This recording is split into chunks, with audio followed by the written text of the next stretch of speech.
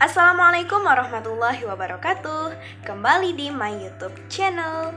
Saya Rizky Handayani, NIM 2014040006 dari kelas Tadris Matematika Fakultas Tarbiyah dan Keguruan Universitas Islam Negeri Imam Bonjol Padang akan memaparkan video pembelajaran sebagai tugas akhir ujian akhir semester 4 pada mata kuliah Matematika Diskrit yang diampu oleh ibu kita, Ibu Nita Putri Utami, MPD. Untuk bisa memahami materi ini, simak dan pelajari video ini ya. Baiklah, kita masuk pada pembahasan materi. Pada Matematika Diskrit ini, kita akan membahas sebanyak 12 bab. Yang pertama yaitu tentang relasi rekursif. Kemudian yang kedua, konsep dasar poset. Dilanjutkan dengan leptis, aljabar boolean, dan gerbang logika. Kemudian, konsep dasar graf, derajat titik, penyajian dengan matriks, lintasan terpendek, algoritma Dijkstra, pohon, dan yang terakhir yaitu pohon rentang. Baiklah, kita masuk pada bab yang pertama, yaitu tentang relasi rekursif. Nah, kita perlu memahami pengertian dari relasi rekursif itu apa. Jadi, relasi rekursif adalah sebuah formula rekursif di mana setiap bagian dari suatu barisan dapat ditentukan dengan menggunakan satu atau lebih bagian sebelumnya. Relasi rekursif ini memiliki fungsi untuk membantu dalam memodelkan dan menyelesaikan suatu masalah kombinatorik. Relasi rekursif yang paling terkenal dan sering digunakan yaitu barisan Fibonacci. Tentu teman-teman sudah mengetahui dan juga sudah pernah mendengar sebelumnya apa itu barisan Fibonacci. Nah, untuk lebih pahamnya kita lihat contoh berikut. Contohnya, jika syarat awal diberikan A1 sama dengan 1, A2 sama dengan 1, maka bilangan yang diperoleh dengan rumus rekursif AN sama dengan AN kurang 1 ditambah AN kurang 2 untuk N sama dengan 2, 3, 4, dan seterusnya disebut barisan Fibonacci dan suku disebut bilangan Fibonacci. Jadi setelah kita masukkan atau kita substitusikan nilai dari N yaitu 2, 3, 4 ini ke dalam rumus, kita peroleh barisan Fibonacci-nya yaitu 1, 1, 2, 3, 5, 8, dan seterusnya. Jadi begitu barisan Fibonacci ini, yaitu ketika ada dua bilangan yang dijumlahkan, itu akan menghasilkan bilangan berikutnya. Seperti kita lihat dalam barisan ini ada 1, 1, 2, 3, 5, 8 gitu ya teman-teman. Jadi barisan ini yang pertamanya itu adalah 1, kemudian yang kedua 1. Jadi 1 ditambah 1 sama dengan 2. Kemudian untuk selanjutnya 1 ditambah 2 sama dengan 3. Jadi begitu seterusnya. Ketika ada dua bilangan yang dijumlahkan dengan menghasilkan angka pada bilangan berikutnya disebut dengan barisan Fibonacci. Kemudian selanjutnya kita masuk pada jenis relasi rekursif linear. Nah, bentuk umum dari bagian rekursif dari relasi rekursif linear berderajat K yaitu bentuknya seperti ini. Teman-teman bisa memperhatikannya.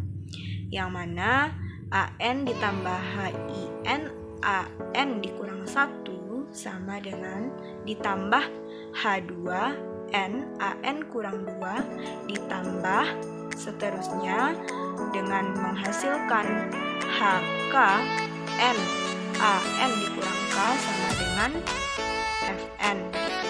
Jadi HIN ini dan FN ini merupakan fungsi dalam N dan HKN ini syaratnya tidak boleh sama dengan 0. Nah, relasi rekursifnya disebut dengan homogen. Jika HIN-nya merupakan konstanta untuk semua I, maka relasi rekursifnya disebut dengan koefisien konstanta. Jadi, relasi rekursif berderajat K ini terdiri dari sebuah bagian rekursif dan kondisi awal yang berurutan. Jadi, relasi rekursif ini mendefinisikan tepat pada satu fungsi. Bentuk umum dari relasi rekursif linear homogen ini dengan koefisien konstanta adalah AN ditambah C1 AN kurang 1 ditambah C2 AN kurang 2 ditambah seterusnya sampai menghasilkan CK AN dikurang K sama dengan 0. Untuk CK itu tidak boleh sama dengan 0. Kemudian kita masuk pada penyelesaian relasi rekursif linear ini dengan dua metode. Yang pertama kita pelajari dulu untuk metode akar karakteristik. Nah, kembali kita ungkap bahwasanya relasi rekursif linear homogen dengan koefisien konstanta bentuknya sudah kita paparkan dan dia menggunakan metode akar karakteristik. Jadi ada beberapa serangkaian prosedur yang bisa kita lalui untuk mendapatkan hasil akhirnya. Teman-teman bisa memperhatikannya. Kita misalkan terlebih dahulu AN ini sama dengan X berpangkat N pada persamaannya, sehingga kita memperoleh X dipangkatkan dengan N ditambah C1 X dipangkatkan N dikurang 1 ditambah C2 X dipangkatkan N dikurang 2 dan seterusnya sampai pada CK X dipangkatkan N dikurang K sama dengan 0. Jadi bagi tiap suku pada persamaan tersebut dengan pangkat terendahnya adalah X berpangkat N dikurang K, itu akan memperoleh X pangkat K ditambah C1 X pangkat K dikurang 1 ditambah C2 X pangkat K dikurang 2 sampai seterusnya dan akhirnya sampai kepada CK dengan hasil akhir sama dengan 0. Jadi persamaan ini disebut dengan persamaan karakteristik dari relasi rekursif. Kemudian persamaan karakteristik ini mempunyai K buah akar yang mungkin saja semuanya itu berbeda atau mungkin terdapat beberapa akar rangkap gitu. Jadi akar dari persamaan dapat juga berupa bilangan-bilangan kompleks. Nah, kita tinjau dua kasus yang pertama. Kasus yang pertama itu ada ketika persamaan karakteristiknya mempunyai K akar yang berbeda. Ya, jadi ketika semua akar tersebut berbeda, maka AN-nya sama dengan X T dipangkatkan N, di mana T itu kecil sama K dan besar sama 1. Dan ia merupakan solusi dari persamaan. Nah, jadi berdasarkan akibat dari teorema superposisi tersebut, kombinasi linear dari akar-akar tersebut juga memperoleh solusi dari persamaan.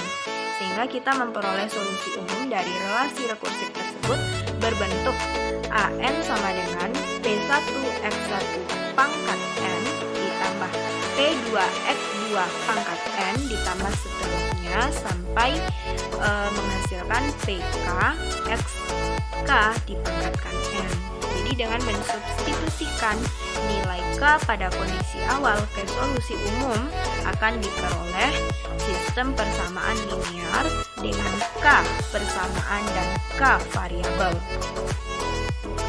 Kemudian kasus yang keduanya yaitu persamaan karakteristik ini mempunyai akar rangkap. Nah, kapan ini terjadi? Kita perhatikan teoremanya. Jika persamaan karakteristik dari relasi rekursif mempunyai akar rangkap, misalnya X1 ada sebanyak sekian rangkap, maka solusi umumnya itu harus melibatkan akar dari X1 dan dia akan berbentuk P0 X1 pangkat N ditambah P1 NX2 dipangkatkan N ditambah P2 N dikuadratkan X1 pangkat N sampai seterusnya dengan pola P M dikurang 1 N pangkat M dikurang 1 X1 berpangkat N, gitu ya teman-teman. Nah, jadi dari sekian penjelasan tersebut harus kita pahami juga dengan menyelesaikan contohnya. Nah, sekarang kita perhatikan contoh. Kita selesaikan relasi rekursif berikut, yaitu A0 sama dengan A1 yang nilainya 1, AN sama dengan 2AN dikurang 1 ditambah 3AN dikurang 2 dengan N ini besar sama 2. Nah, jadi penyelesaiannya kita misalkan dulu. Kita misalkan AN ini sama dengan X berpangkat N, sehingga diperoleh X berpangkat N ini sama dengan 2X berpangkat N dikurang 1 ditambah 3X berpangkat N dikurang 2.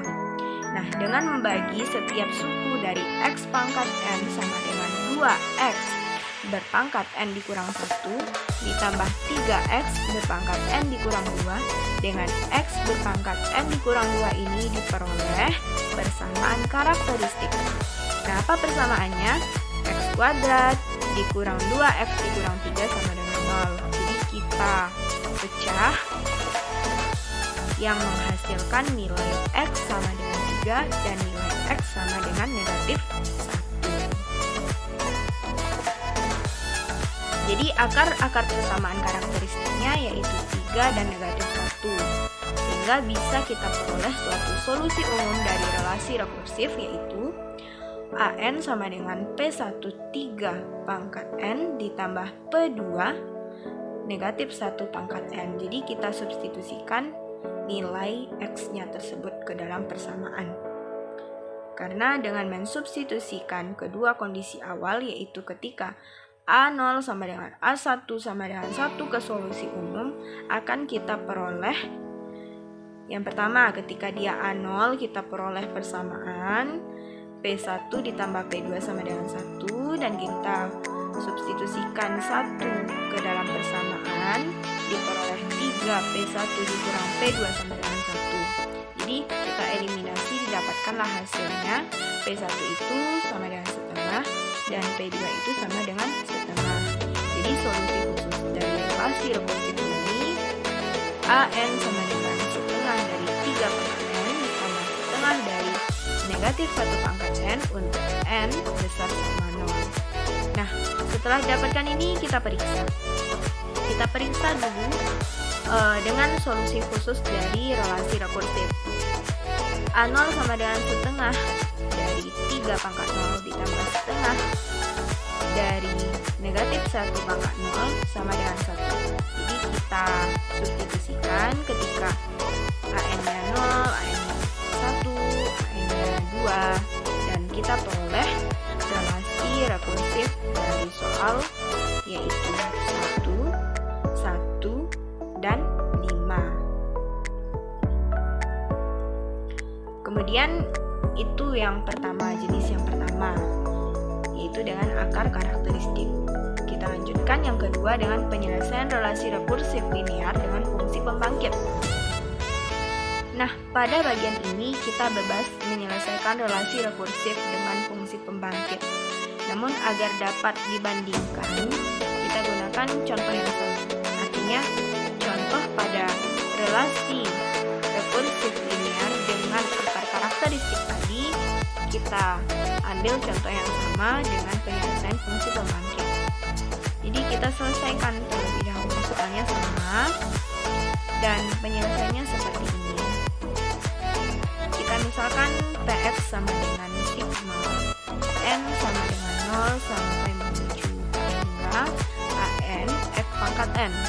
Kita kalikan setiap suku pada bagian rekursif tersebut dengan X pangkat N, dan kemudian kita ambil sigmanya.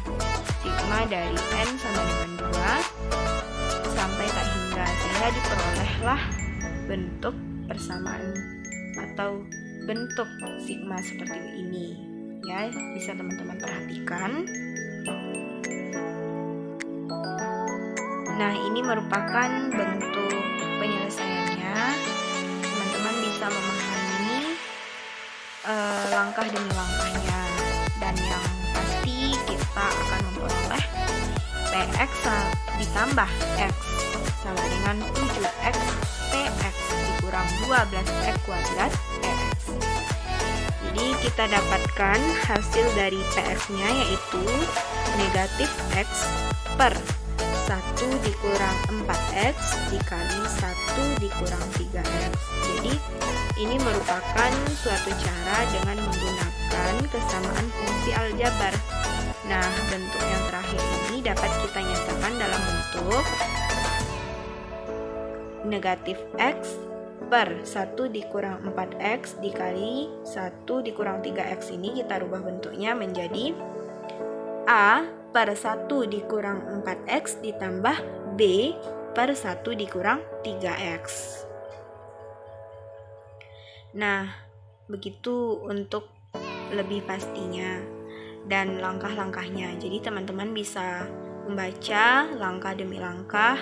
Yang pertama tadi mensubstitusikannya, yang kedua untuk fungsi pembangkit ini ciri khasnya yaitu dengan menjumlahkan karena dia sigma ya.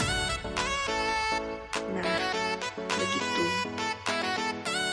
Jadi untuk lebih memahaminya, teman-teman bisa mengerjakan ada 3 buah soal sebagai latihan. Yang pertanyaannya itu menentukan solusi umum, menentukan solusi khusus, bahkan menentukan solusi khususnya itu ada 2 agar lebih bisa memahami dan mengulas materi. Nah, itu adalah penjelasan materi tentang relasi rekursif.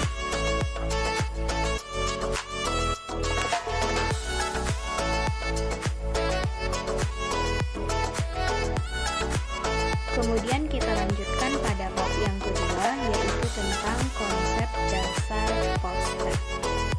Nah, kita perlu tahu konsep dasar dari poset ini apa. Baiklah, poset ini merupakan suatu relasi biner R pada himpunan A dengan relasi pengurutannya yang tidak lengkap atau relasi pengurutan parsial, dan ia bersifat refleksif, antisimetris, dan transitif. Jadi nanti ketika ada suatu relasi kita buktikan dan benar dia bersifat refleksif, antisimetris, dan transitif, nah berarti benar dia itu poset. Jadi kita perhatikan contoh poset ini yang biasanya ada dalam matematika itu ketika bilangan real yang diurutkan dengan relasi kurang dari atau sama dengan. Kemudian ada juga pada himpunan dari himpunan yang diurutkan dengan prinsip inklusi. Ya, jadi ada upah himpunan. Himpunan dari upah himpunan yang diurutkan dengan prinsip inklusi dinamakan dengan poset. Kemudian ada juga himpunan bilangan asli dengan relasi habis membagi. Jadi nanti setelah kita memahami poset ini, kita juga akan memahami diagram HC. Nah, apa itu?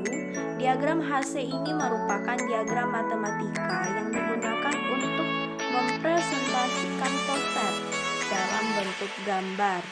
Ya, jadi nanti poset ini bakalan dipresentasikan dalam bentuk gambar reduksi transitif yang dinamakan dengan diagram HC. Nah, bagaimana cara penyederhanaan graf ini? Yang pertama, kita hilangkan dulu semua gelang.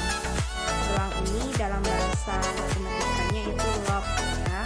Artinya gelang itu benar-benar berbentuk gelang yang dikatakan bulat tidak, tetapi dia membulat gitu. Kemudian yang kedua, kita hilangkan semua panah yang dapat dihasilkan dari sifat menghantar. Kemudian yang ketiga, kita gambar panah tanpa kepala. Ya, artinya panah tersebut hanya berbentuk garis saja. Jadi panahnya itu nggak ada kepalanya, dalam bentuk garis saja. Kemudian yang keempat, graf berarah akan dapat disederhanakan menjadi diagram HC. ya. Jadi itu merupakan langkah-langkah untuk menggambarkan poset dalam bentuk diagram HC. Kita hilangkan dulu semua gelang yang ada, kemudian kita hilangkan juga panah-panah yang dapat menghasilkan maksudnya itu dapat dihasilkan dari sifat menghantar. Kemudian kita bentuk atau kita gambar panah tanpa kepala yang artinya garis saja. Kemudian graf berarah ini akan dapat kita sederhanakan menjadi sebuah diagram HC. Kemudian selanjutnya kita pahami contoh. Nah, periksa apakah relasi X habis membagi Y pada himpunan A sama dengan 1, 2, 3, 4, 6 yang merupakan poset. Jadi kita akan memeriksanya. Nah, bagaimana caranya? Yang pertama kita daftarkan dulu anggota dari relasi ini yang memenuhi relasi. Ya, kita teliti anggota dari himpunan A ini yaitu 1, 2, 3, 4, dan 6. Jadi dalam bentuk relasinya kita urutkan, itu ada 1, 1, 1, 2, 1, 3, 1, 4, 1, 6, 2, 2, 2, 4, 2, 6, 3, 3, 3, 6, 4, 4, dan 6, 6. Kemudian kita selidiki apakah dia bersifat refleksif, antisimetri, dan juga transitif. Nah, yang pertama kita selidiki dengan refleksif. Jadi itu ada 1, 1, 2, 3, 4, dan 6. Benar ya? Berarti refleksif benar. Kemudian yang kedua antisimetri. Nah, ketika A, B, dan D, A ini berakibat A sama dengan B dan untuk A itu tidak sama dengan B, maka berlaku A primary. Tetapi B, A bukan elemen dari R. Artinya jika kita cek ini masih juga antisimetri. Ini benar ya. Kemudian yang ketiga transitif. Transitif ini artinya apa? Jelas dia bersifat transitif. Nah, ini sudah jelas. Silakan teman-teman cek kembali. Jadi karena dia memenuhi sifat refleksif iya, antisimetri iya, transitif iya, maka kesimpulannya R ini adalah poset. Nah, kita ambil contoh lain.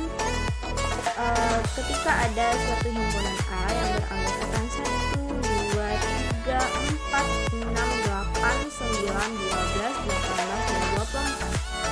Kita anggap pengurutan parsial ini dari pembagian pada himpunan A jika A dan B merupakan elemen dari A dengan A besar sama B jika dan hanya jika A habis dibagi B. Nah, gambarkan diagram HC poset ya. Jadi kita memberikan suatu gambaran. Kita perhatikan 1, 2, 3, 4, 6, 8, 9, 12, 18, dan 24. Jika kita buat gambarnya seperti ini. Oke. Jadi 1 merupakan kelipatannya itu bisa kedua, bisa ketiga. Kemudian 2 ini bisa kelipatannya keempat, bisa ke-6. Nah, 3 ini hanya bisa ke-6. Berarti letaknya sejajar ya. Jadi 3 dan 2 sejajar. 3 ini bisa kelipatannya ke-6, bisa ke-9. Kemudian jadi 4, 6, 9 ini sejajar. Nah, 4 ini kelipatannya bisa ke-8. Jadi 6 ini kelipatannya bisa ke-12 dan bisa ke-18. Ke-8 nggak bisa ya. Jadi 6 ini panahnya itu hanya ke-12 kelipatannya. 9 ini ke-18 saja karena yang lain nggak kelipatan aja ya. Jadi 8, 12, dan 18 ini letaknya sejajar. Kemudian masih ada nggak? Nah, 8, 12 bisa kelipatannya 24. Nah, begitu. Jadi 18 itu nggak dalam kategori ya. Maka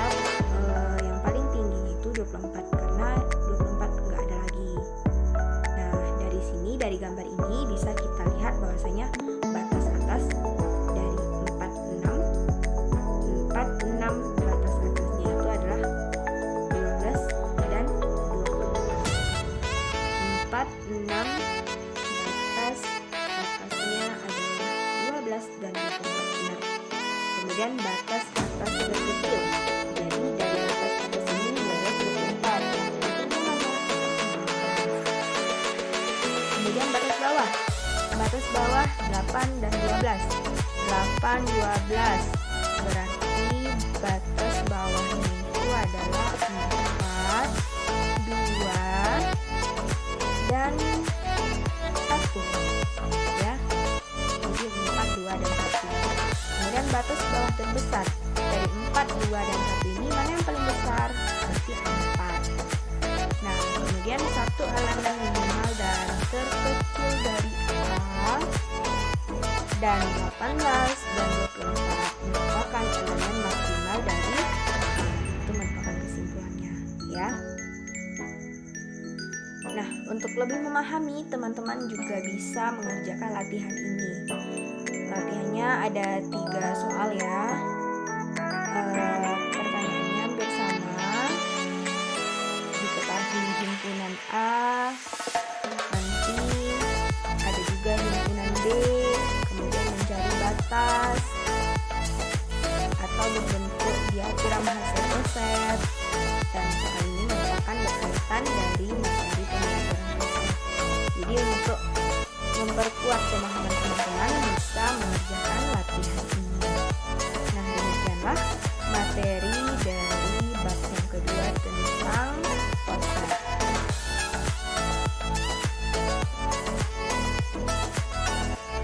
Kemudian selanjutnya kita lanjutkan pada bab yang ketiga tentang lattice.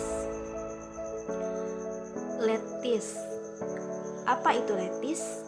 Lattice ini merupakan sebuah poset L kecil sama yang setiap himpunan bagiannya yaitu A, B yang memiliki 2 elemen infimum dan supremum. Jadi kita misalkan bahwasanya ada suatu L yang tidak sama dengan kosong yang tertutup terhadap 2 operasi biner, yaitu mid dan join. Jadi lambang dari mid ini seperti huruf V ya. Mid ini V terbalik dan join ini V dalam arti ya. Kemudian selanjutnya elemen lattice. Kita misalkan suatu lattice ini bernama 0 adalah elemen terkecil dari L dan I adalah elemen terbesar dari L. Jika A merupakan elemen dari L, maka nanti akan ada suatu kesimpulan. Yang pertama, A disebut sebagai mid irreducible ya, ketika A sama dengan X mid Y yang mengakibatkan A sama dengan X atau A sama dengan Y. Kemudian yang kedua, A disebut join irreducible jika A sama dengan X join Y yang mengakibatkan A sama dengan X atau A sama dengan Y. Kemudian yang ketiga, A disebut atom jika A adalah join irreducible dan A successor immediate dari 0. Dan yang keempat, A adalah komponen dari A jika A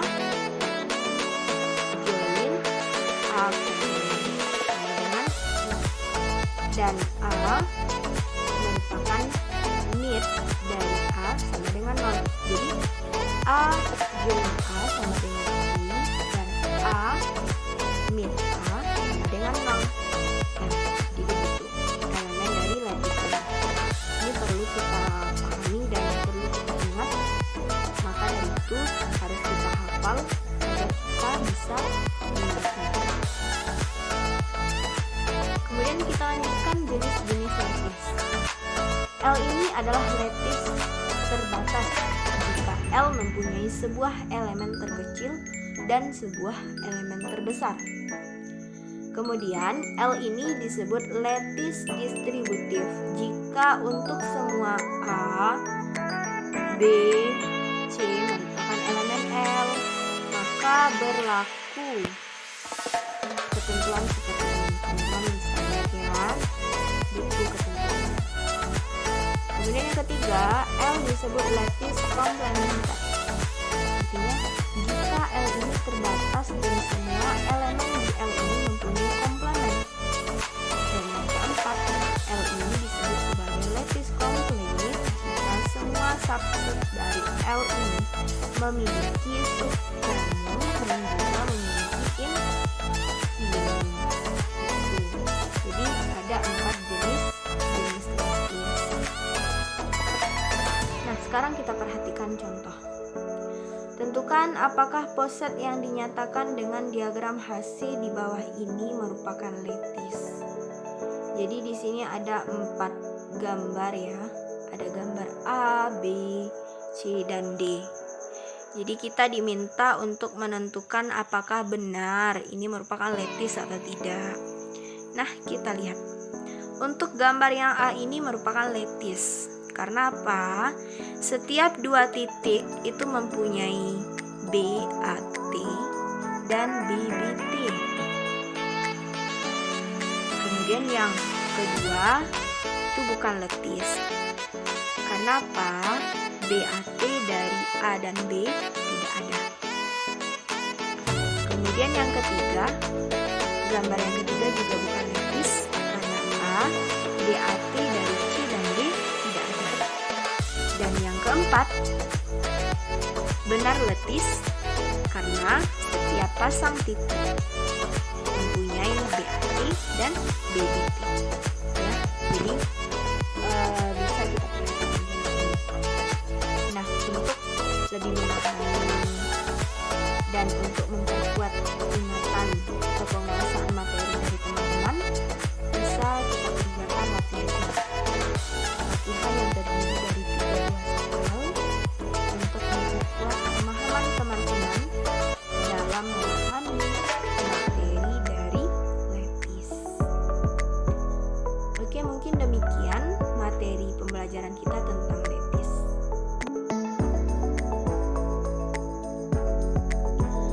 Kemudian selanjutnya kita masuk pada materi bab keempat tentang aljabar boolean.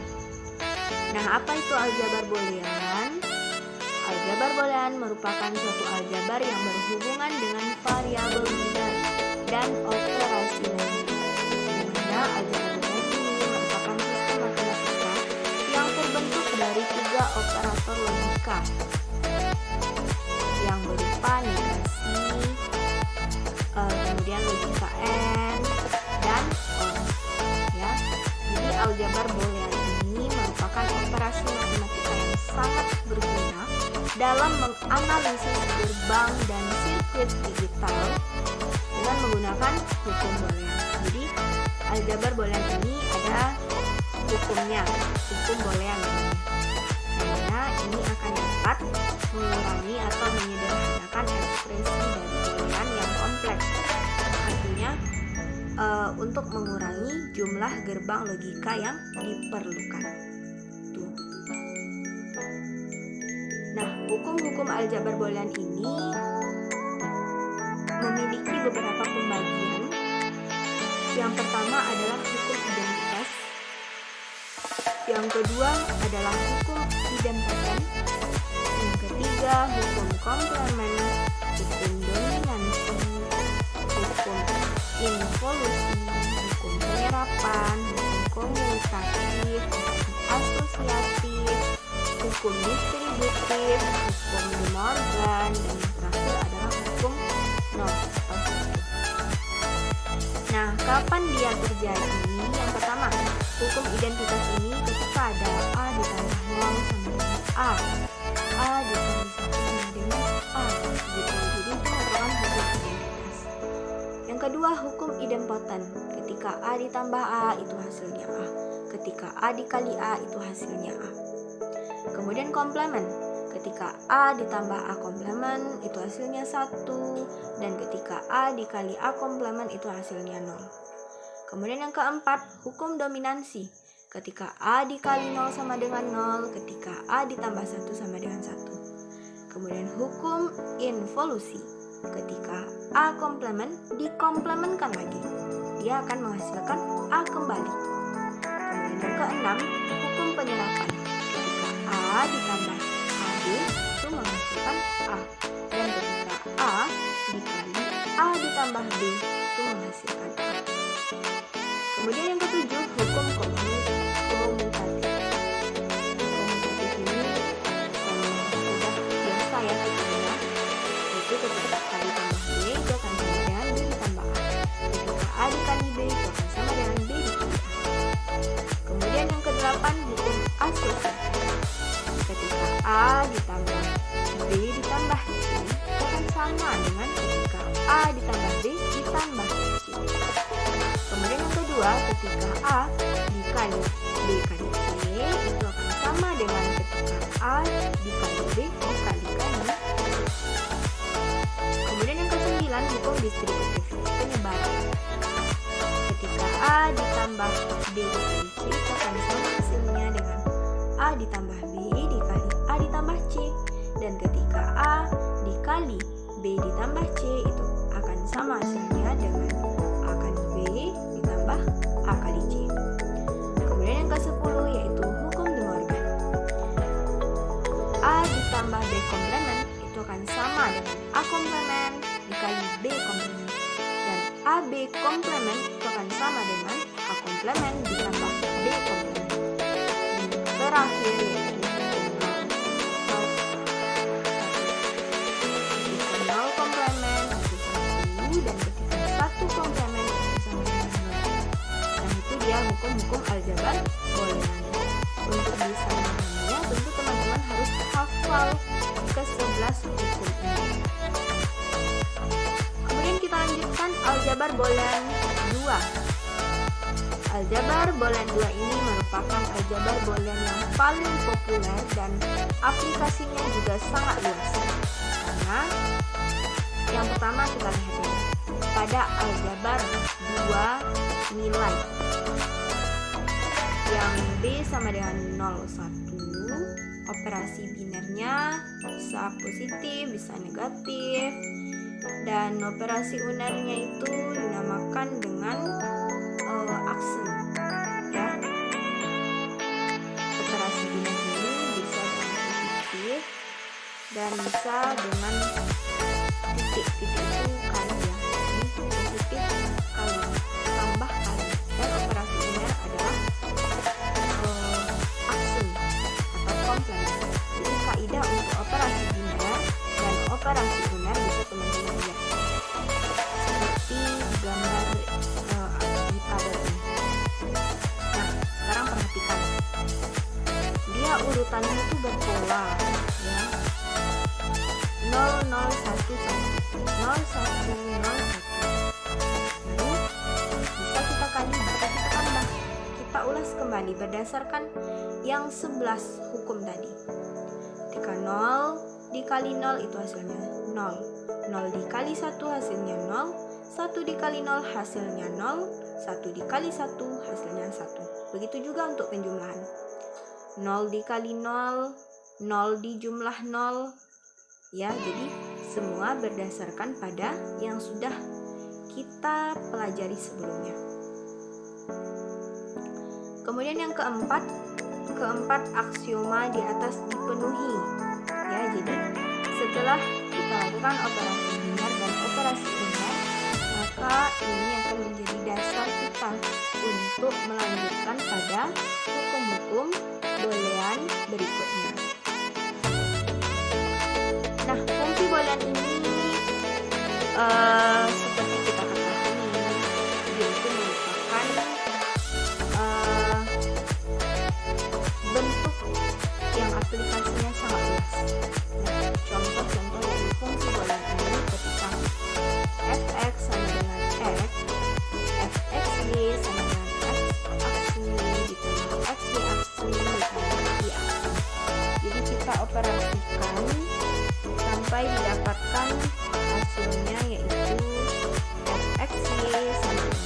aksen Y aksen X Y sama dengan X ditambah Y aksen X Y Z sama dengan X Y Z aksen. Itu merupakan contoh dari fungsi boolean. Kemudian setiap peubah di dalam fungsi boolean ini termasuk dalam bentuk komplemennya, dan ini disebut sebagai literal. Kemudian yang ketiga, fungsi dari H, X, Y, Z sama dengan X, Y, Z aksen yang terdiri dari 3 buah literal. Nah, apa itu? X, Y, dan Z aksen. Itu literal.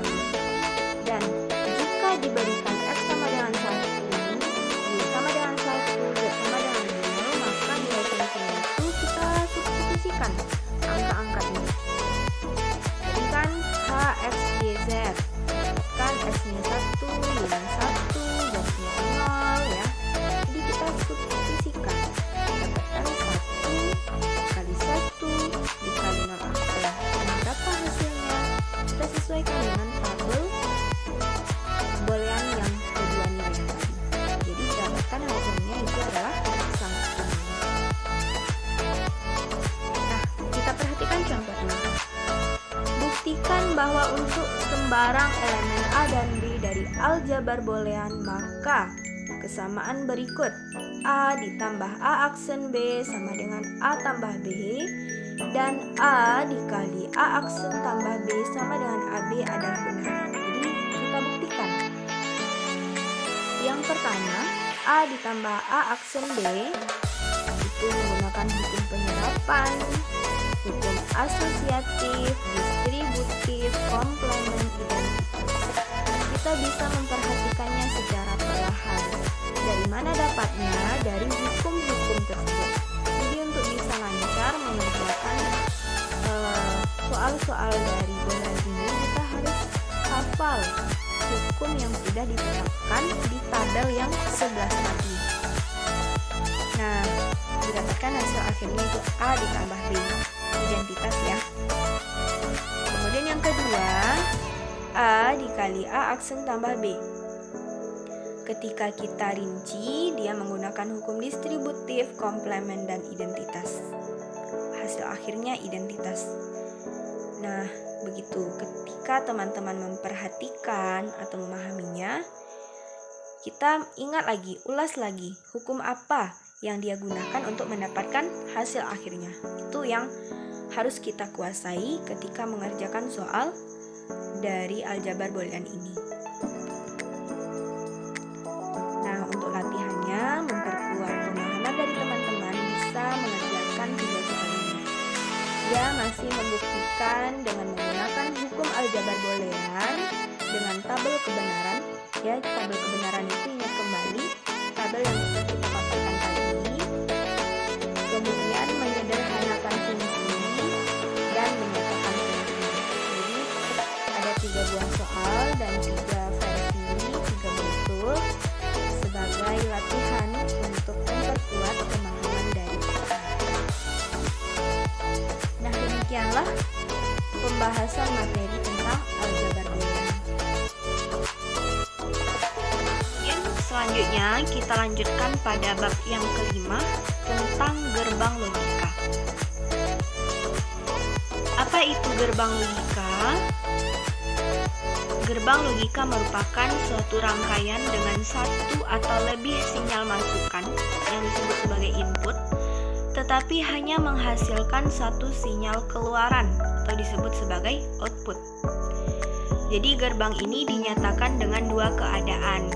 Yang pertama, ketika dia tegangannya tinggi, logika tinggi atau disebut sebagai high logic atau logika sama dengan 1. Kemudian tegangan rendah, logika rendah atau disebut sebagai low logic dengan logika 0.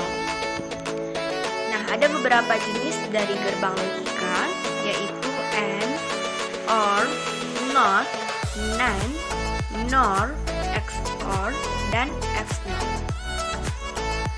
Nah, simbol-simbol dari gerbang logika ini ya teman-teman. Untuk yang AND itu seperti apa? Kemudian untuk OR seperti apa? NAND seperti apa? NOR seperti apa? Ini sudah dipaparkan dengan begitu jelas ya dalam gambar, dan ini harus kita ingat. Harus kita ingat ketika gambarnya seperti ini, berarti nama gerbang logikanya itu apa. Karena masing-masing dari jenis-jenis gerbang logika ini memiliki simbol tersendiri. Baik, selanjutnya kita lihat tabel kebenaran. Ya, jadi tidak hanya boolean yang punya tabel kebenaran, gerbang logika juga ada. Nah, sekarang kita perhatikan. Dia harus terurut ya. Ketika kolom A itu 0, 0, 1, 1. Ketika kolom B itu 0, 1, 0, 1. Dan Y ini merupakan hasil. Ketika 0 dan 0 dioperasikan, 0 and 0, itu hasilnya 0. Kita lanjutkan pada tabel berikutnya. Urutannya sama, Y ini merupakan hasil. 0 or 0 berarti 0. 0 XNOR 0 hasilnya 1. 0 NAND 0 hasilnya 1. Kemudian untuk yang NOT, ketika A-nya 0, NOT itu berarti hanya 1 ya. A-nya 0 berarti hasilnya 1. Ketika A-nya 1, Y sebagai hasil 0. Kemudian untuk NOR 0, 0, 1, 1 seperti biasa di kolom yang pertama, 0, 1, 0, 1 pada kolom yang kedua, dan Y ini merupakan hasil. Jadi 0, NOR 0 itu hasilnya 1. Begitu juga untuk XOR. Ketika 0 XOR 0 hasilnya 0. Itu. Jadi ada 7 jenis dari gerbang logika yang harus kita pahami, baik itu simbolnya maupun dalam tabel kebenarannya. Nah, untuk bisa memahami, teman-teman bisa perhatikan contoh ini. Kita sederhanakan 3 persamaan fungsi logika berikut dan gambarkan rangkaian gerbang logika dasar, penyederhanaan, dan tabel kebenarannya.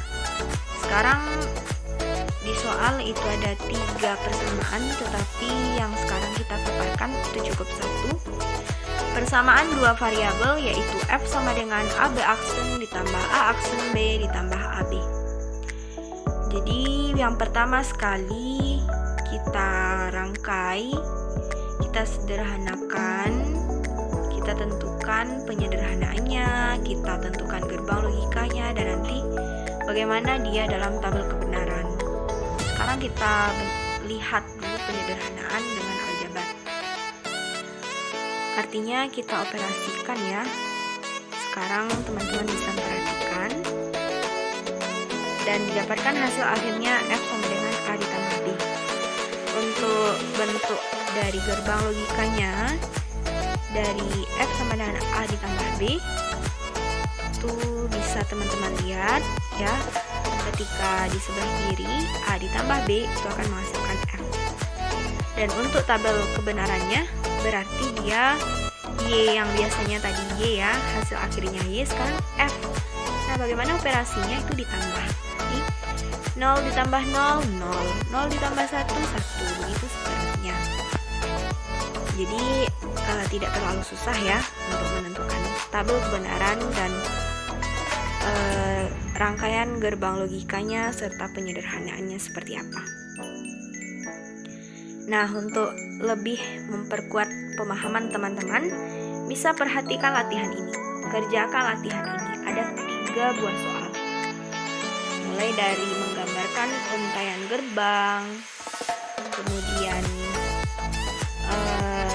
membuat tabel kebenaran, yang tentu latihan ini dibuat untuk memperkuat atau mempertajam pemahaman dari teman-teman nantinya.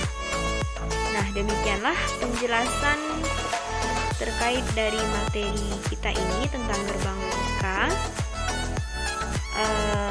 Akhirnya yaitu ada latihan.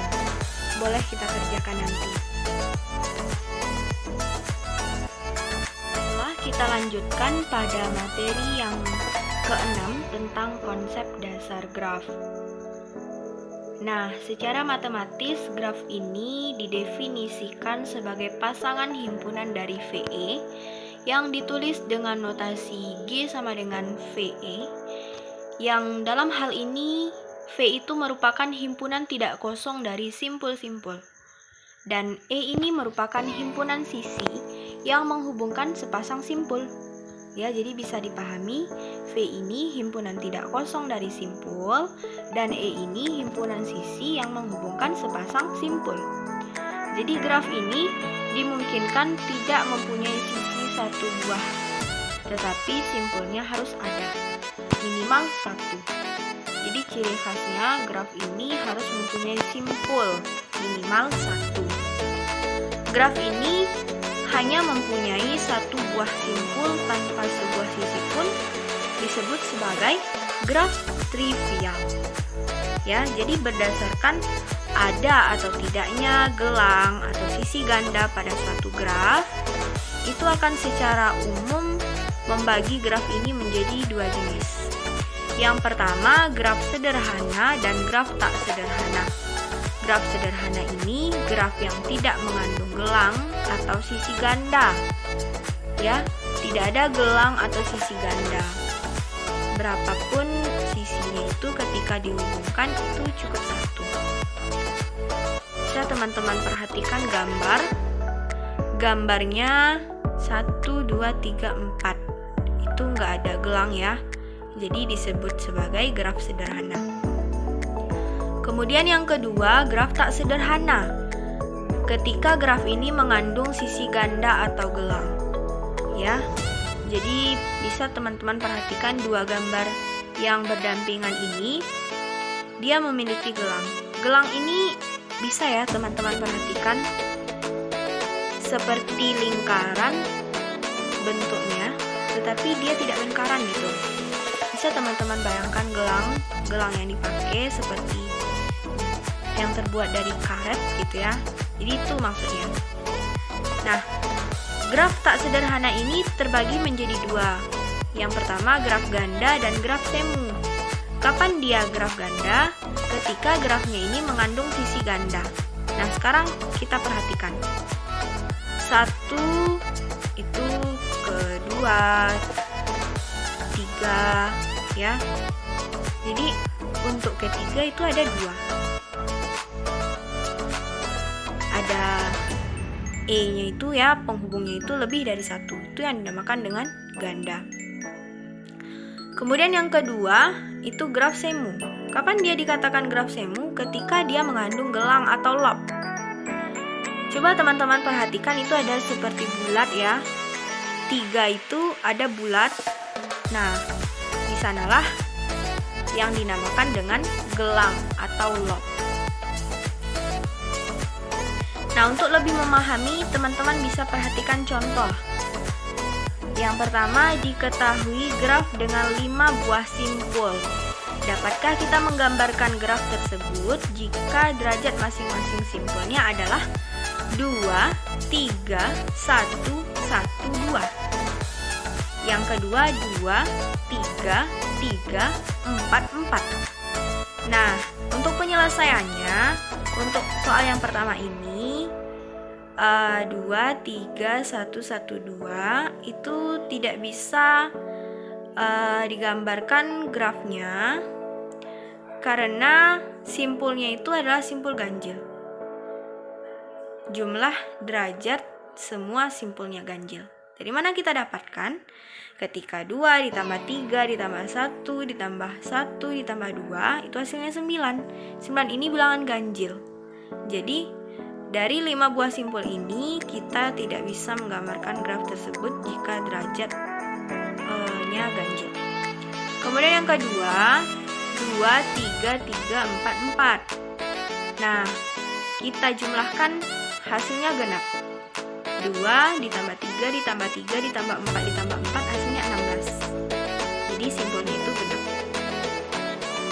Nah, untuk lebih memahami, teman-teman bisa lihat latihan ini dan mengerjakannya karena gambarnya itu tentang graf dengan 5 titik dan 8 sisi. Itu bisa digambarkan dalam bentuk sederhana, membuat loop, membuat tidak sederhana dan semi rangkap gitu. Jadi cakupan latihannya itu bisa lebih luas. Jika kita kerjakan tentu akan menambah wawasan yang lebih luas lagi. Nah, itu dia konsep dasar graf ini. Jadi teman-teman harus memahami dari konsep dasar graf. Kemudian kita lanjutkan pada bab yang ke-7, yaitu tentang derajat titik graf. Nah, apa itu derajat titik graf? Ketika derajat suatu simpul pada graf yang tidak berarah adalah jumlah sisi yang bersisian dengan simpul tersebut.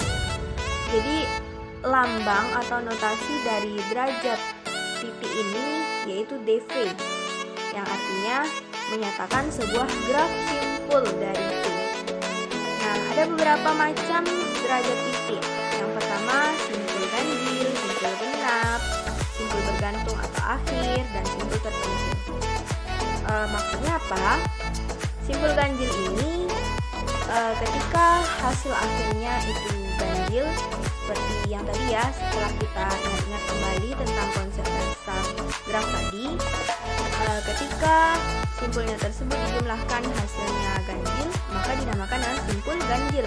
Dan ketika hasil akhirnya itu genap, seperti tadi 16, maka dinamakan dengan simpul genap. Kemudian simpul bergantung atau akhir, kemudian simpul terpencil yang tidak memiliki graf simpul ya, hasilnya itu nggak ada, 0 ya, jadi itu dinamakan dengan simpul terpencil. Nah, dalam perspektif lain ada namanya derajat minimum, derajat maksimum, barisan derajat, derajat yang tidak beraturan, dan gelung atau self-wall. Itu dalam perspektif lain tentang macam-macam derajat titik ini. Nah, sekarang kita perhatikan derajat pada graf berarah. Pada graf berarah ini, derajat simpul V dinyatakan dengan D-in dan D-out. D-in ini apa? Derajat masuk, artinya jumlah busur yang masuk ke simpul V. D-out ini apa? Derajat keluar, jumlah busur yang keluar dari simpul V. Dan nanti ketika ditanya dv atau derajat titiknya, tinggal kita jumlahkan sesuai dengan rumus d-in V ditambah d-out V. Sekarang kita perhatikan gambar ini. Di sini ada ulasannya, teman-teman. Pada graf berarah itu harus ada panah. Panah ini sebagai penunjuk kemana arahnya. Contoh A itu kalau misalnya dia diarahkan ke B, itu artinya keluar dari A masuk ke B, D-in ke B. Tapi kalau A ini dari bawah ya, dari C, itu panahnya masuk ke A.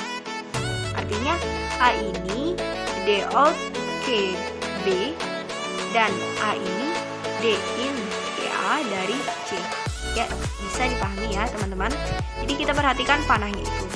Ketika panahnya itu keluar, itu artinya D-out. Dan ketika panahnya itu masuk ke titik tersebut atau ke derajat tersebut, maka dia disebut dengan D-in. Nanti karena dia graf berarah, untuk menentukan berapa derajatnya, itu tinggal kita jumlahkan D-in V ditambah D-out V. Kemudian yang kedua itu derajat tidak berarah. Nah, untuk menghitung derajat yang tidak berarah ini, kita jumlah keseluruhan derajat dari suatu simpul. Jadi A ini berapa? A ini 2. B ini berapa? Dijumlahkan lagi. C ini berapa? Ada 3. D ini ada 2. E hanya ada 1. F itu 0 ya. Jadi itu yang dinamakan dengan derajat tidak berarah. Tidak ada arahnya. Ini ada simpul-simpul panah yang tidak mempunyai kepala panah gitu. Jadi tidak ada arah. Jadi nanti kita ambil hasil hasil akhirnya kita jumlahkan, itu yang dinamakan derajatnya. Ya. Sekarang teman-teman perhatikan gambar yang putih ini untuk mengingat-ingat kembali ya, karena tadi tidak dipaparkan gambar. Untuk derajat ganjil, simpul ganjil, simpul genap bisa dipahami. Untuk simpul akhir itu seperti yang di titik E ini, dia di akhir, sehingga pasangannya itu sudah pasti 1 ya. Kemudian untuk yang simpul menggantung ini atau mengambang ini ya, itu hasilnya 0 karena tidak ada arahnya seperti di titik F. Itu ya, bisa dipahami derajat tidak berarah. Nah, kita juga memahami tentang lemma jabat tangan. Nah, apa itu lemma jabat tangan? Ketika jumlah derajat semua simpul pada suatu graf itu genap, yaitu 2 kali jumlah sisi pada graf tersebut. Nah, jadi itu ya, kita harus mengingat kembali bahwasanya 2 E ini akan selalu bernilai genap. Mengapa bernilai genap? Karena dikalikan dengan 2. Berapapun nilai E ketika dikali dengan 2 itu hasilnya akan genap. Nah, lemma jabat tangan ini berlaku untuk graf yang berarah. Untuk graf berarah ya, dV sama dengan d in V ditambah d in V. Nah, untuk contohnya teman-teman bisa perhatikan, biasanya graf ini diaplikasikan di persimpangan jalan, di peta pada jalan raya ya, persimpangan jalan. Ada simpang 3, ada simpang 4 ya, di pertigaan, di perempatan. Nah, itu dia. Coba kita perhatikan untuk yang pertama. Itu ada 1, 2, 3, 4 ya, ini ada simpang 3. Setelah kita berjalan dari titik 4 ke 2, itu kita menemukan 2 simpang, ketiga ke 1. Jadi 2 ini memiliki 3 simpang, ke 1, ke 3, dan ke 4. 4 ini berapa? Hanya ada 1, yaitu ke 2. 1 ini berapa? Hanya ada 1, yaitu ke 2. Dan ketiga juga 1. Sama halnya dengan perempatan atau simpang 4. Ya, ini ada X, Y, Z, V, W gitu. Jadi pola pikir kita untuk menentukan grafnya itu sama ya. Kita tentukan dulu berapa simpulnya, dan nanti baru kita jumlah berapa hasil akhirnya. Nah, itulah yang dinamakan dengan derajat titiknya. Nah, untuk bisa lebih memahami, teman-teman bisa mengerjakan latihan ini, latihan dari derajat titik pada materi graf. Setelah mengerjakan latihan ini, tentu diharapkan teman-teman bisa memahami materi tentang derajat titik. Nah, mungkin demikian materi pembahasan kita tentang derajat titik. Kemudian selanjutnya kita masuk pada materi pembahasan yang ke-8 tentang matriks penyajian graf. Nah, matriks penyajian graf ini ketika disajikan suatu graf G dalam matriks dengan luas B ukuran M kali 2, maka setiap baris matriksnya itu menyatakan luas. Ya, jadi misalnya ada baris 47 yang menyatakan ada luas yang menghubungkan simpul 4 dan 7 ya. Jadi itu tentang matriks graf ini. Matriks ini yang pertama itu ada adjasensi dari graf, yaitu matriks yang menghubungkan vertex dengan vertex tanpa ruas sejajar adalah matriks A yang berukuran n kali n, sehingga dia bersifat AIJ. Itu ada kemungkinan 1 dan ada kemungkinan 0. 1 apabila ada ruas VI dan VJ, dan ketika dalam hal lain itu sama dengan 0. Nah, matriks adjasensi ini merupakan matriks simetri. Ya, untuk graf dengan luas sejajar, matriks adjasensi ini didefinisikan yang pertama, ada kemungkinan AIJ ini 4 4, P dan 0. Kemungkinannya P dan 0. P ini apabila P buah ruas menghubungkan P IVJ dan P besar dari 0. Jadi ketika dalam hal lain, maka ukurannya matriksnya itu adalah 0 ya. Jadi itu merupakan aturan. Kapan dia 0, kapan dia P, kapan dia 0, kapan dia 1. Itu harus kita pahami. Kemudian ada matriks insidence dari graf G. Artinya apa? Matriks yang menghubungkan vertex dengan edge tanpa self loop yang didefinisikan sebagai matriks M yang berukuran N kali M. Nah, kita perhatikan ada MIJ. Ketika dia 1 apabila ada ruas EJ yang berujung di simpul VI, dan dalam hal lain maka matriksnya adalah 0. Kemudian selanjutnya kita pahami tentang critical path. Critical path ini menggunakan graf berbobot dan mempunyai arah. Ya, jadi mau kemana kita, dan di sini akan ditentukan simpul asal dan simpul tujuannya. Sekarang kita perhatikan. Simpul asalnya itu 1. 1 ini bisa dia kedua, ke-4, 5, 3. Tetapi yang berhubungan langsung dari 1, simpul asal 1 itu hanya 2 dan 4. Sekarang, misal apabila kita mau menuju 5, kita ambil simpul tujuan kita 5. Jadi kita mau berjalan ke 5. Bisa kita lewati dari 1, 2, 5. Berapa hasilnya? 1 ke 2, 10. 2 ke 5, 5. Berarti 10 tambah 5, 15. Atau bisa juga kita lewati 1, 4, 5. 1 ke 4, 7. 4 ke 5, 9. 7 tambah 9, 16. Atau kalau mau jauh lagi, bisa kita lewati 1 ke 2, ke 3, ke 5. 1 ke 2, 10. 2 ke 3, 6. 3 ke 5, 8. Jadi 10 tambah 6 tambah 8. 16 tambah 8. 24. Atau ada lagi jalannya 1, 4, 3, 5. 1 ke 4, 7. 4 ke 3 berapa? Jadi 4 tambah 5. 3 ke 5, 8.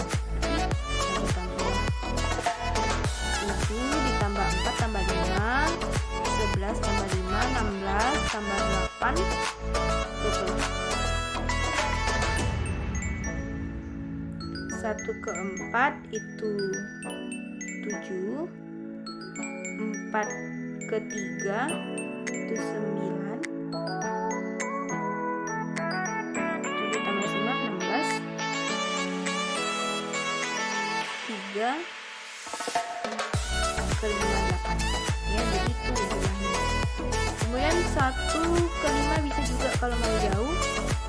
1 ke 2, 2 ke 3, 3 ke 4, 4 ke 5.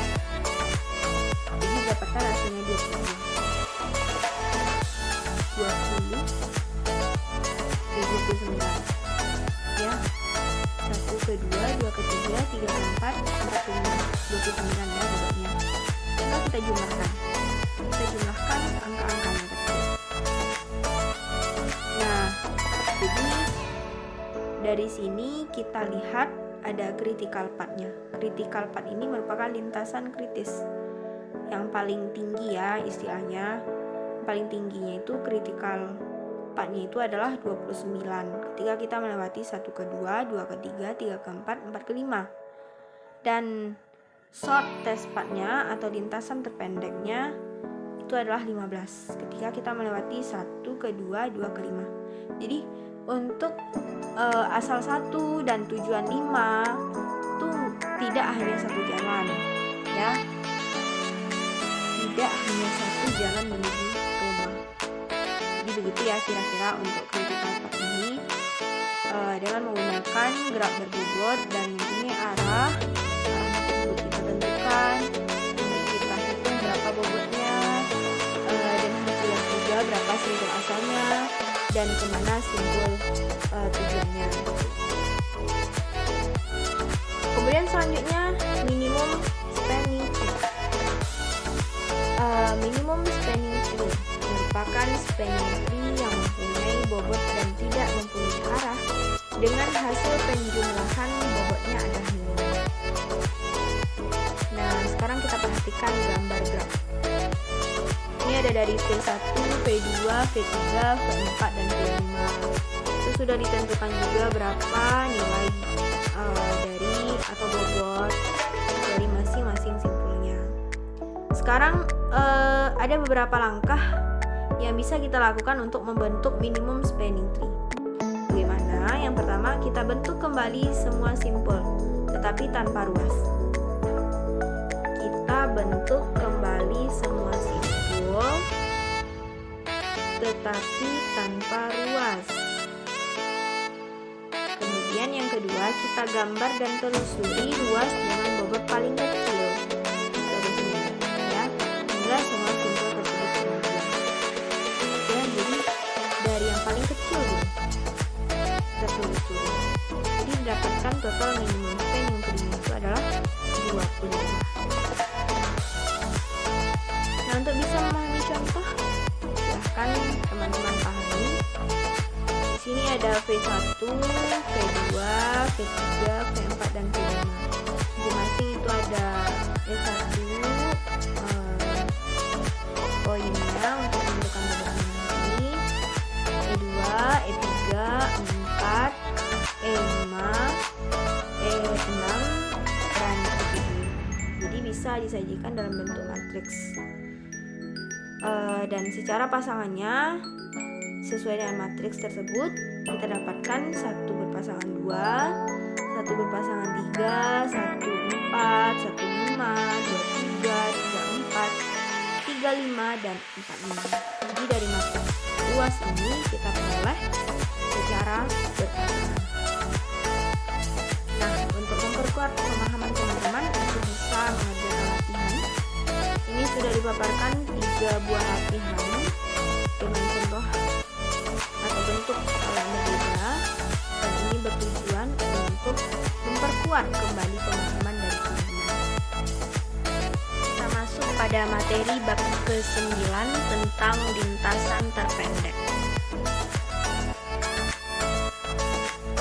Nah, lintasan terpendek ini merupakan lintasan minimum yang diperlukan untuk mencapai suatu tempat dari tempat tertentu. Jadi ketika kita hendak berjalan dari tempat yang satu ke tempat yang lain, itu yang kita lalui adalah lintasan kita, lintasan terpendek atau lintasan yang paling minimnya, itulah yang dinamakan dengan lintasan terpendek. Jadi lintasan minimum ini dapat kita cari dengan menggunakan graf, ya. Graf yang digunakan adalah graf berbobot. Apa itu graf berbobot? Graf berbobot merupakan graf yang setiap sisinya diberikan suatu nilai atau bobot. Jadi kemana saja jalan kita itu ada nilainya. Kemana saja lintasan kita ada bobotnya. Jadi itulah yang dinamakan dengan graf berbobot. Persoalan lintasan terpendek ini, dia akan menemukan lintasan terpendek di antara 2 atau beberapa simpul lebih yang berhubungan. Jadi nanti akan ada simpul yang berhubungan, baik itu 2 atau lebih gitu. Jadi mana yang lintasan yang paling pendek, itulah yang dinamakan dengan lintasan minimum, atau dalam bahasa kita lintasan terpendek.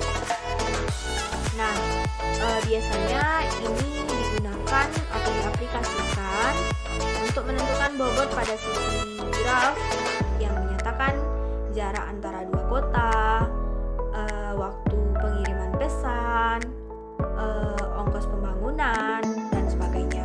Jadi dalam kehidupan sehari-hari sangatlah banyak ya kita temukan lintasan terpendek ini. hendak berjalan. Kita saja sekarang berjalan dari kos masing-masing ke kampus itu tidak satu jalannya, bisa jalan dari belakang, terus bisa juga jalan dari depan, jalan dari belakang aja itu melewati persimpangan, bisa langsung dekat, melewati lapangan basket, bisa juga ke arah jalan raya. Jadi mana lintasan yang paling minim, itulah yang dinamakan dengan lintasan terpendek. Jadi jarak kita ke kampus mana yang paling kecilnya, itulah yang dinamakan dengan lintasan terpendek. Saya kira-kira dipahami. Nah, untuk contoh soalnya, contoh soal yang pertama itu adalah 1, 2, 3, 4, 5, 6. Jadi sekarang kita lihat simbol asal kita 1, simbol tujuan kita bisa ke 3, bisa ke 4, bisa ke 2, bisa ke 5, bahkan bisa ke 6. Itu ya dalam gambaran, tapi perlu kita ulas dulu, kita buktikan dari 1 ke 2.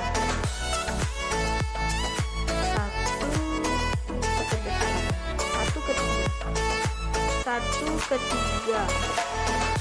Sekarang perhatikan berapa lintasan terpendeknya. Langsung ya, dari 1 langsung ya. Berapa bobotnya? Bobot ini jarak ya.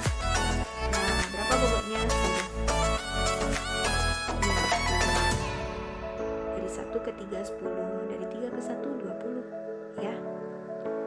Kemudian dari 1 ke 4. 1 ke 4 ini bisa dari 1 ke 3, 3 ke 4. Berapa jumlahnya? 1 ke 3 10, 3 ke 4 15. Berarti ada 25. Itu. 1 ke 2. 1 ke 2 ini bisa kita buat lintasannya dari 1 ke 3, 3 ke 4, 4 ke 2. Berapa bobotnya? 1 ke 3 10, 3 ke 4 15, 4 ke 2 20. Berarti 10 tambah 15 25 tambah 20 45. Itulah jaraknya. Kemudian 1 ke 5. 1 ke 5 bisa dihubungkan. Bisa dari 1 langsung ke 5.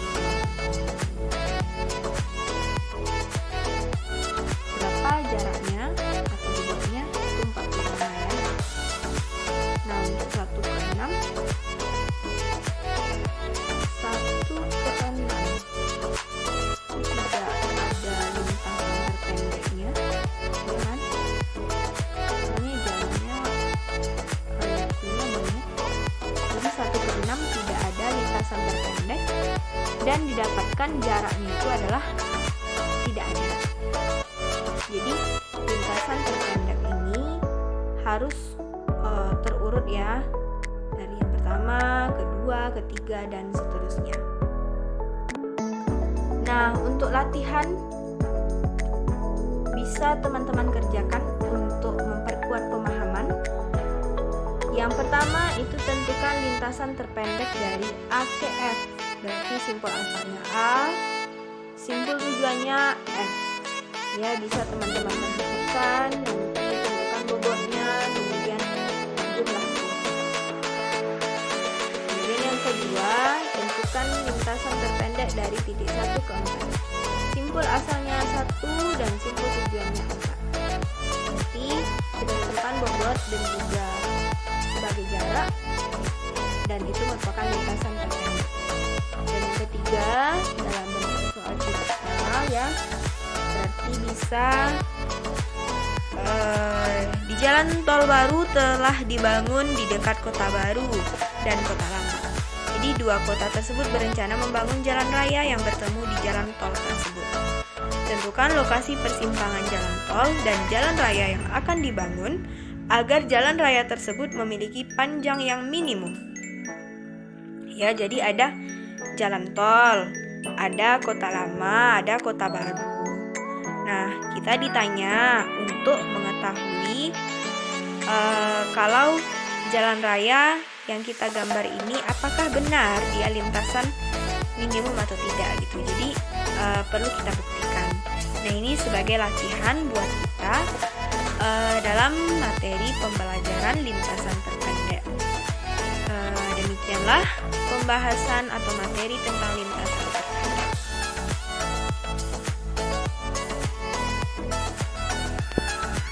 Baiklah, kemudian kita lanjutkan pada materi bab yang ke-10 tentang algoritma Dijkstra. Nah, algoritma Dijkstra ini sesuai dengan orang yang menemukannya, yaitu Edgar Dijkstra, merupakan sebuah algoritma yang dipakai atau yang digunakan untuk memecahkan jarak terpendek atau disebut sebagai shortest path problem untuk sebuah graf berarah. Jadi, deskripsi matematisnya untuk grafik dapat diwakili dengan G sama dengan VE, yang berarti sebuah grafik G didefinisikan oleh satu set simpul vertex V dan koleksi edge atau E. Nah, sekarang kita perhatikan contoh untuk bisa lebih memahami tentang algoritma Dijkstra ini. Sekarang kita tentukan jarak terpendek dari A ke F. Nah, dari A ke F, berapa jarak terpendek yang bisa kita lihat?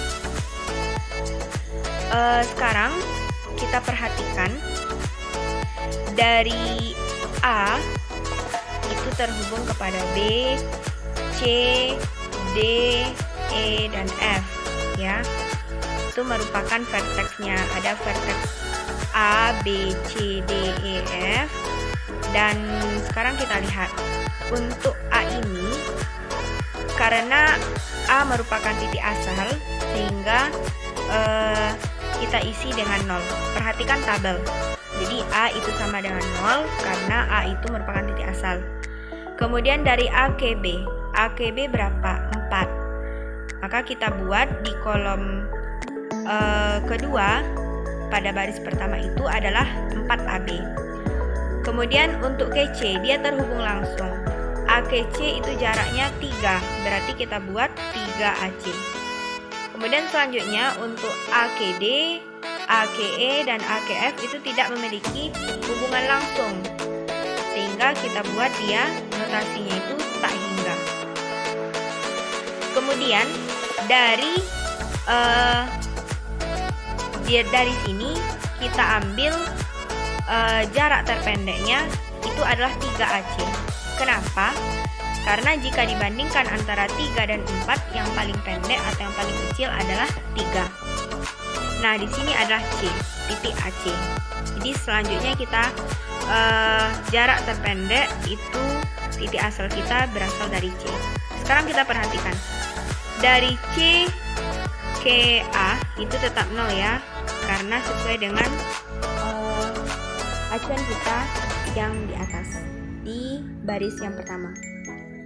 Kemudian dari C ke B, kita lihat jarak dari C ke B itu berapa?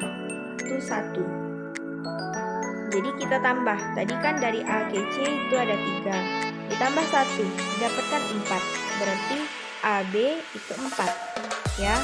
Jadi dari A ke C itu 3, dari C ke B itu 1, sehingga dari A ke B itu adalah 4 ya.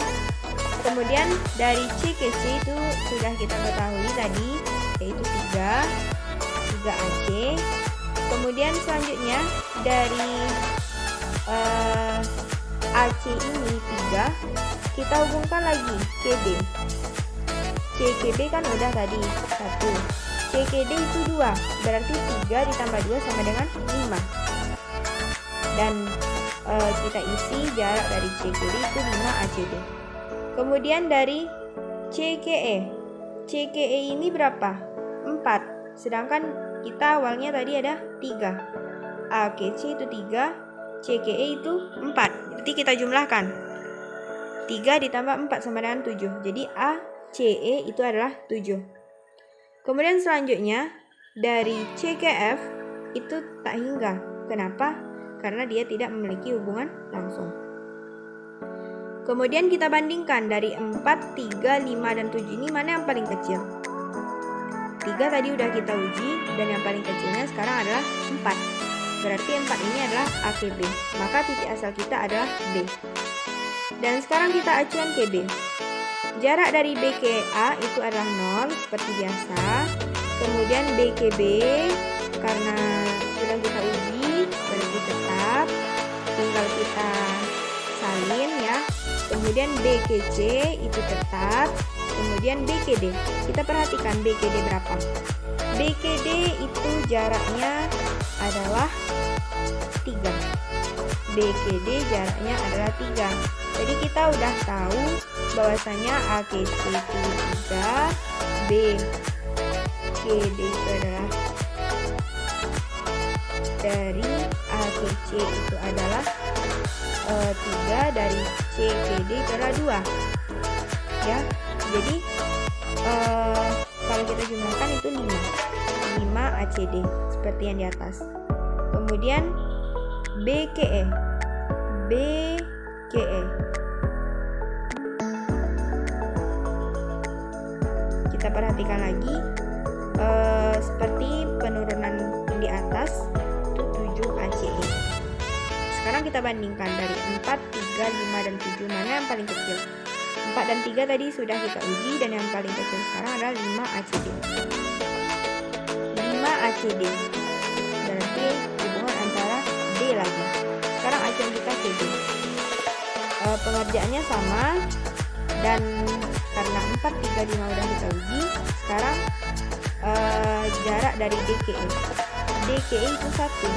Jadi A ke C itu 3, C ke D itu 2, berarti 5. D ke E lagi, D ke E 1, berarti 6.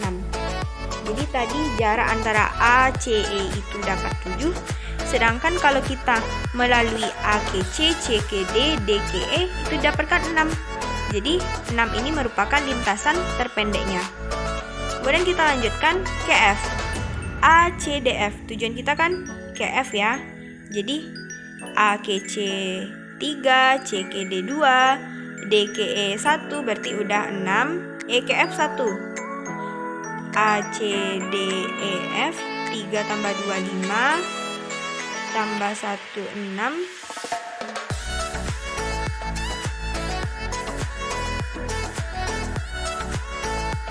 Tambah 1, 7. Jadi itu adalah aplikasi yang lintasan terkecilnya. Jadi untuk hubungan dari D ke F itu adalah 8 ya. Kalau kita titik asalnya di D, itu dapatkan jarak dari D ke F itu 8. Dan karena jarak terpendeknya itu antara 6 dan 8 itu 6. Sekarang kita acuannya titik asalnya itu di E. Jadi jarak antara E ke F itu kita ambil yang paling kecil, yaitu 1, dan dapatkan hasilnya adalah 7. Jadi kita peroleh dua lintasan dari A ke F, yaitu yang pertama dengan ACDF dengan panjang 8 dan ACDEF dengan panjang 7. Dan sekarang kita pilih mana dia yang paling pendek lintasannya. Lintasan yang paling pendek adalah ACDEF dengan panjang lintasan adalah 7. Jadi dengan menggunakan algoritma Dijkstra untuk menentukan pemecahan dalam jarak terpendek untuk sebuah graf berarah itu panjangnya adalah 7. Nah, kemudian untuk lebih memahaminya, teman-teman bisa memperhatikan latihan. Latihan ini terdiri dari 3 buah latihan yang tentunya berguna untuk memperkuat pemahaman dari teman-teman tentang algoritma Dijkstra. Nah, demikianlah pembahasan kita tentang algoritma Dijkstra. Kemudian kita masuk pada pembahasan bab yang ke-11 tentang pohon. Pohon ini atau dalam bahasa Inggris yaitu tree merupakan sebuah graf tak berarah yang terhubung dan tidak memiliki sirkuit. Apa itu sirkuit? Sirkuit ini adalah lintasan tertutup. Jadi nanti jika titik asalnya ini dia akan kembali ke ini gitu.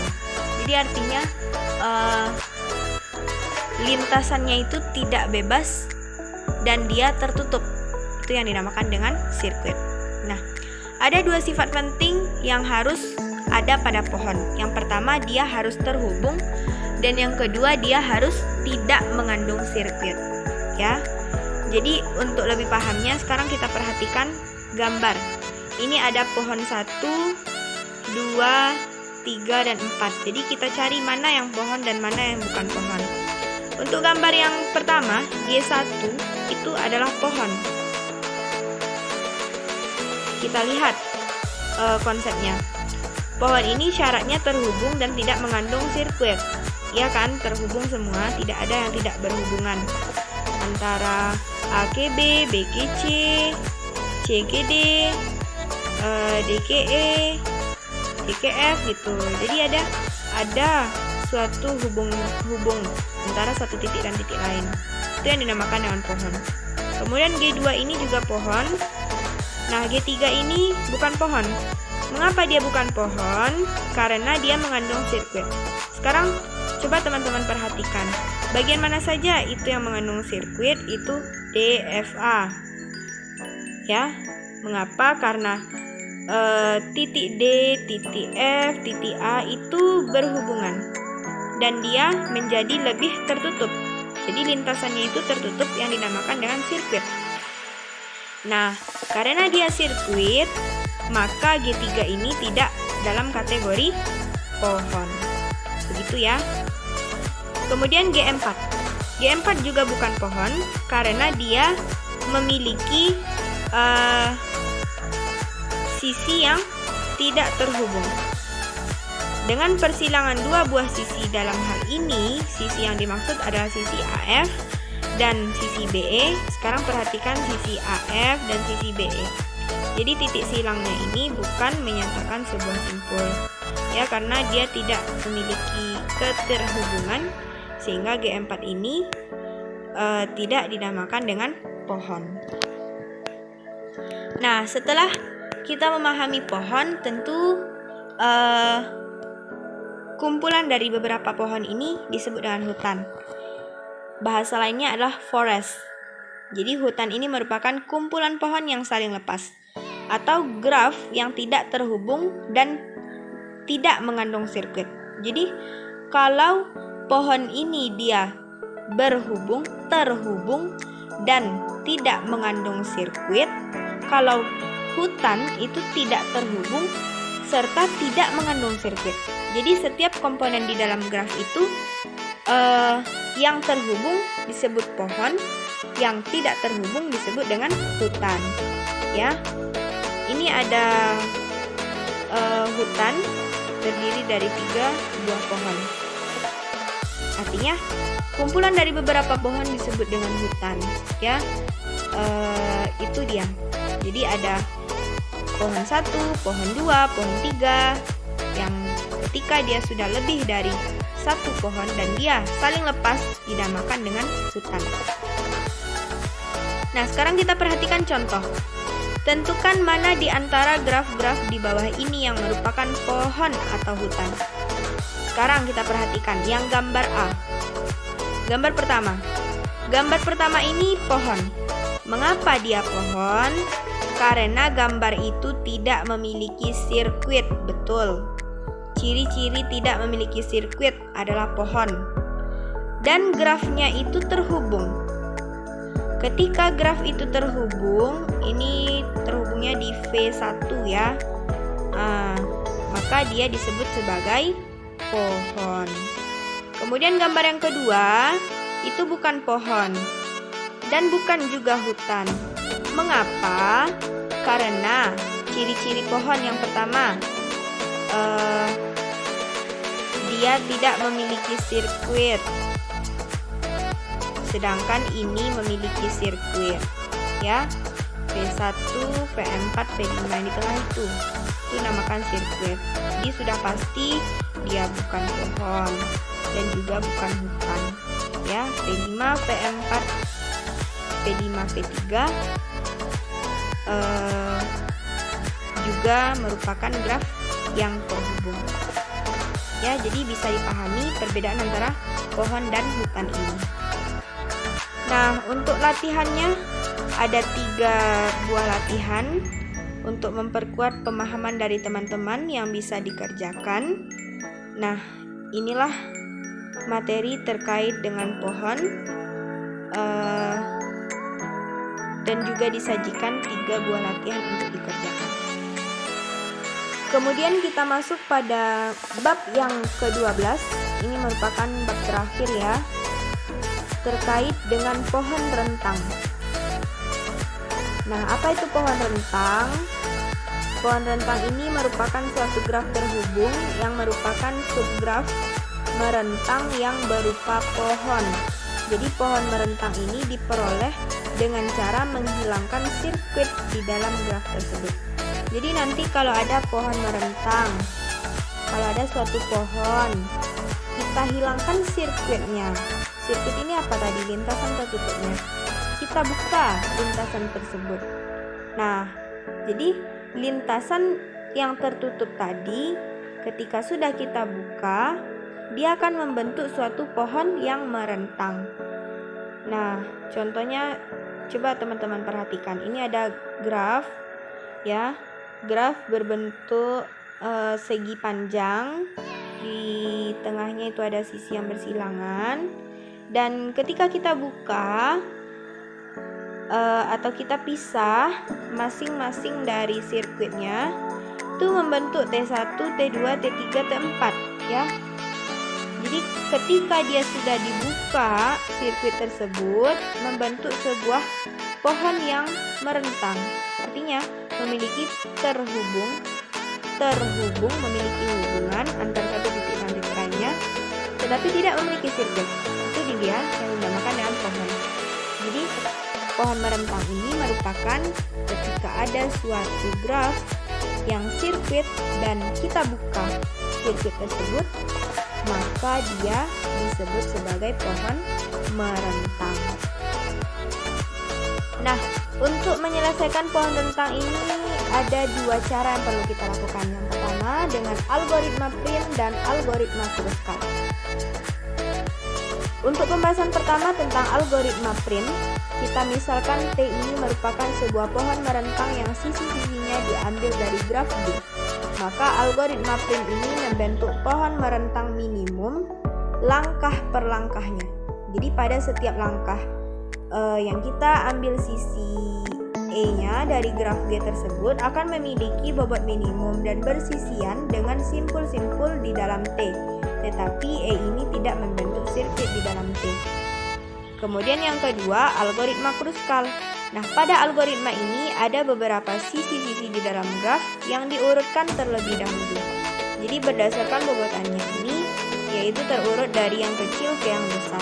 Nah, untuk langkah-langkahnya, langkah per langkah ini digunakan sesuai dengan namanya algoritma Kruskal. Jadi untuk langkah 0, sisi-sisi dari graf ini sudah diurutkan menaik, artinya dari yang kecil ke yang besar ya. Jadi untuk langkah yang pertama, T-nya itu masih dalam keadaan kosong. Untuk langkah kedua, kita pilih sisi, baik itu sisi U, V dengan bobot minimum ya, artinya bobot yang paling kecil yang tidak membentuk sirkuit di T. Jadi dia tidak memiliki sirkuit atau lintasan tertutup, dan kita pilih bobotnya itu yang paling kecil atau yang minimum. Jadi nanti kita tambahkan UKV ini ke dalam T. Kemudian untuk langkah yang ketiga, kita ulangi langkah-langkah 2 ini sebanyak N kurang 1 kali. Artinya kita hanya mengurangi atau mengulangi langkah-langkah ini sebanyak N kurang 1 kali. Jadi langkahnya sama ya. Kalau kita sudah paham langkah satunya, untuk melanjutkan langkah selanjutnya bisa lebih mudah. Nah, untuk contohnya sekarang teman-teman perhatikan. Carilah semua pohon rentang yang mungkin dibuat dari graf G yang tampak pada gambar di bawah ini. Nah, di sini ada V1, V2, V3, V4, V5 dan V6. Jadi kita lihat penyelesaiannya. Dalam graf ini ada terdapat satu buah sirkuit. Apa saja itu? Yaitu V1, V2, V5, V4 dan V1. Kembali V1, V2, V5, V4 kembali ke V1. Ya. Jadi titik asalnya V1 kembali ke V1, tertutup lintasannya itu, dan dia dinamakan dengan sirkuit. Nah, karena pohon merupakan graf yang tidak memiliki sirkuit, maka kita buka sirkuitnya tersebut. Dan nanti bakalan membentuk suatu pohon rentang. Ya, jadi pohon rentang ini merupakan subgraf yang harus melibatkan semua titik dalam graf tersebut. Ya, jadi pohon rentang dari graf ini bisa kita lihat dari gambar yang sudah dipaparkan. Ada 4 gambar ya. Kalau kita buka grafnya dengan menghilangkan V1, V2, bisa tampak pada gambar yang pertama. Atau ketika kita membuka V2, V5, bisa tampak pada gambar yang kedua. Atau ketika kita buka V4, V5, bisa kita lihat pada gambar yang ketiga. Dan ketika kita buka V1, V4, bisa kita lihat pada gambar yang keempat. Ya, jadi ketika ada sirkuitnya tersebut setelah kita buka, dia akan membentuk gambar atau graf lain yang dinamakan dengan subgraf atau pohon merentang. Nah, untuk lebih memahami, bisa teman-teman kerjakan latihan yang terdiri dari 3 latihan ini. Yang tentu latihan ini menentukan atau menggambarkan pohon merentang. Sudah bisa dipahami karena sudah dijelaskan tadi. Kemudian mencari pohon rentangnya, langkah-langkahnya sama dengan membuka graf yang mengandung sirkuit. Kemudian soal yang ketiga, menyelesaikan pohon merentang ini dengan menggunakan algoritma Kruskal. Ya, jadi Kruskal itu tadi yang menggunakan langkah demi langkah. Dan latihan ini sebagai penutup pada penjelasan materi pembelajaran kita pada kesempatan kali ini. Ya, jadi dari 12 materi itu masing-masing ada 3 latihan. Dan sebagai kesimpulannya itu ada 12 dikali 3, ada 36 latihan yang bisa kita kerjakan sebagai bentuk aplikasi apakah kita benar sudah memahami materi ini atau belum. Nah, demikianlah penjelasan dari saya. Mudah-mudahan dapat dipahami dan mohon maaf atas segala kesalahan. Mudah-mudahan ilmu ini dapat bermanfaat bagi saya dan juga bagi teman-teman yang sudah bersedia mendengarkan penjelasannya. Terima kasih atas segala perhatian dan mohon maaf atas segala kesalahan.